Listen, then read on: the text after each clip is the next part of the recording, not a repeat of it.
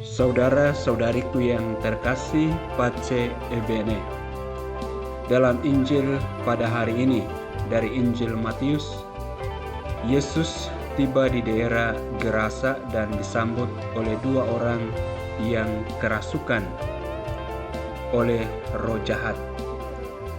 Mereka menghuni kuburan dan sangat liar, sehingga tidak ada yang bisa melewati jalan itu. Ketika mereka melihat Yesus, mereka berteriak, "Apa urusanmu dengan kami, hai Anak Allah? Apakah engkau datang ke sini sebelum waktunya untuk menyiksa kami?" Mereka meminta izin untuk masuk ke dalam kawanan babi di sekitar sana, dan Yesus mengizinkan mereka. Namun ketika roh-roh jahat itu masuk ke dalam babi, seluruh kawanan babi itu berlari ke jurang dan tenggelam ke dalam air. Orang-orang yang melihat peristiwa ini terkejut dan memberitahu penduduk sekitar apa yang terjadi. Ketika mereka datang untuk melihat sendiri, mereka menemukan orang-orang yang dulunya kerasukan roh jahat duduk dengan tenang di sisi Yesus, sepenuh akal sehat dan bebas dari kuasa jahat. Kisah ini mengajarkan kita beberapa hal yang berharga. Pertama, kita diingatkan tentang kekuasaan dan otoritas Yesus Kristus. Ketika Dia datang, roh-roh jahat merasa takut dan mengakui Dia sebagai Anak Allah yang Maha Kuasa. Yesus tidak hanya memiliki kuasa untuk mengusir roh jahat, tetapi Ia juga memiliki kuasa untuk memerintah atas segala aspek kehidupan kita. Dia adalah sang penguasa yang mampu menghadapi setiap kekuatan jahat dan memberikan kebebasan kepada kita. Kedua, kisah ini mengajarkan pentingnya memperhatikan kehidupan spiritual kita.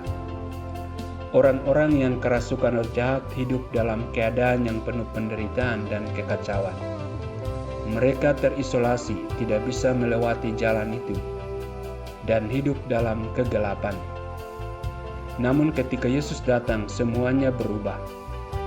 Mereka mendapatkan kebebasan, pemulihan, dan kesembuhan. Kisah ini mengingatkan kita untuk tidak mengabaikan aspek spiritual dalam hidup kita, tetap untuk mencari penyembuhan dan pembebasan dalam Kristus.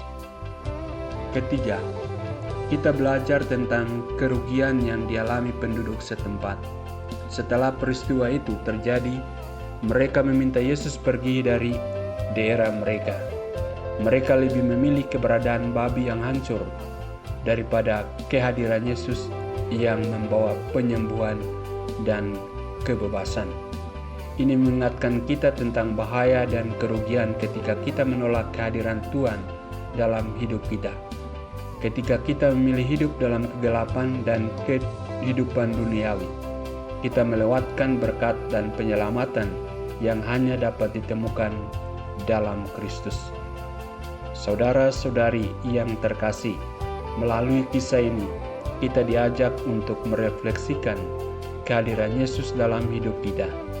Apakah kita menerimanya sebagai penguasa dan juru selamat kita, ataukah kita menolaknya dan lebih memilih hidup dalam kegelapan? Yesus menawarkan kesembuhan, pembebasan, dan kebebasan kepada setiap orang yang datang kepadanya dengan iman. Marilah kita membuka hati kita dan menerima kehadirannya dalam hidup kita. Mari kita mencari pertolongannya dalam setiap aspek hidup kita dan mempersembahkan hidup kita sebagai kurban yang hidup baginya. Semoga kasih dan kuasa Tuhan senantiasa menyertai kita dalam perjalanan hidup ini. Tuhan memberkatimu.